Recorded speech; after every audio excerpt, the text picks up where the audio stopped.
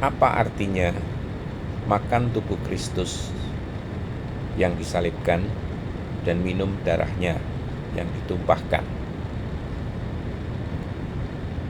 Ungkapan makan tubuh Kristus yang disalibkan dan minum darahnya yang ditumpahkan itu terutama merujuk pada ajaran Yesus di dalam Yohanes 6 ayat 53 sampai 56 ya. Dan pada perjamuan kudus atau Ekaristi yang pertama kali dilahirkan pada perjamuan terakhir di dalam Matius 26 ayat 26 sampai 28. Maknanya dapat tidak dipahami itu di dalam beberapa lapisan Bapak Ibu ya. Terutama pertama dari makna teologisnya ya. Ini berarti persekutuan dengan Kristus secara rohani, bukan makanan secara fisik ya, melainkan menerima dan mengalami karya penebusan Kristus yang telah mengorbankan tubuh dan darahnya di kayu salib. Yohanes 6 ayat 56 mengatakan, barang siapa makan dagingku dan minum darahku, ia tinggal di dalam aku dan aku di dalam dia. Ini juga merupakan partisipasi di dalam korban Kristus secara teologisnya, mengingat dan menghayati penderitaannya sebagai dasar keselamatan. Dan darah yang ditumpahkan itu melambangkan pengampunan dosa Bapak Ibu. Ibrani 9 ayat 22 ya. Selain makna teologis, ini juga memiliki satu makna yang lain, yaitu makna sakramental. Di dalam perjamuan kudus, roti dan anggur melambangkan tubuh dan darah Kristus. Tradisi Kristen berbeda dalam memahami hal ini ya. Katolik dan Ortodoks percaya terjadi transubstansia, yaitu roti dan anggur diubah hakikatnya menjadi tubuh dan darah Kristus ya. Protestan atau reformasi, roti dan anggur tetap simbol, namun kehadiran Kristus nyata secara rohani. Zwinglian, perjamuan hanya sebagai pernyataan simbolisnya. Tapi apa makna rohani praktisnya Bapak Ibu? Ini berarti menerima kehidupan baru melalui iman pada pengorbanan Kristus tadi ya. Menghidupi pengorbanannya dengan menyangkal diri, memikul salib dan mengasihi sebagaimana Dia mengasihi ya. Menjadi bagian dari tubuh Kristus yaitu gereja dan hidup di dalam kesatuan kasih dengan sesama orang percaya ini.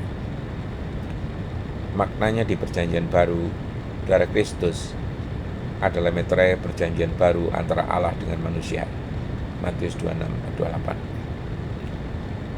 Perjamuan kudus itu menjadi tanda bahwa kita masih dalam persekutuan perjanjian itu, menerima janji pengampunan dan hidup kekal.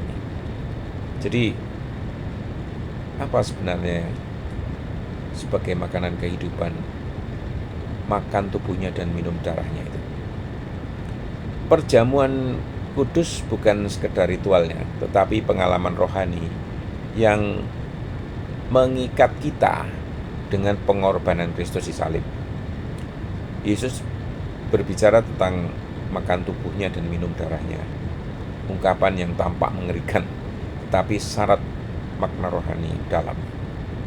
Makan tubuhnya itu berarti menerima kehidupan yang baru. Yohanes 6 ayat 51 mengatakan, akulah roti hidup yang turun dari surga. Makan tubuh Kristus berarti percaya penuh pada karya salib dan menjadikannya sumber rohani kita. Tidak hanya mengingatnya, tetapi membiarkan hidup Kristus itu menjadi bagian dari diri, pikiran, sikap, dan tindakan kita. Minum darahnya, hidup di dalam perjanjian yang baru. Darah menandakan hidup, Imamat 17 ayat 11, dan penyucian dari dosa, Ibrani 9 ayat 22.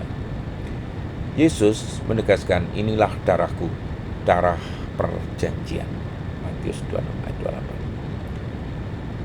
28. Menghidupi janji perjanjian baru, yaitu pengampunan, kasih karunia, dan kesetiaan pada Allah.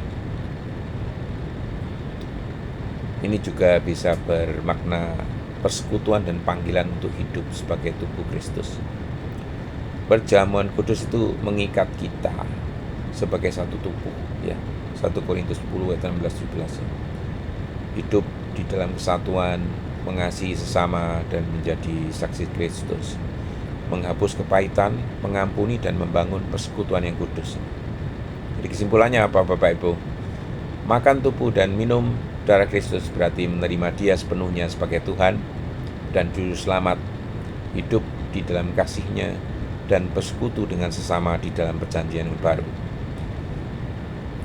Ya, Tuhan Yesus, ajar kami untuk menghargai pengorbanan-Mu dan menghidupi kehidupan yang Kau berikan.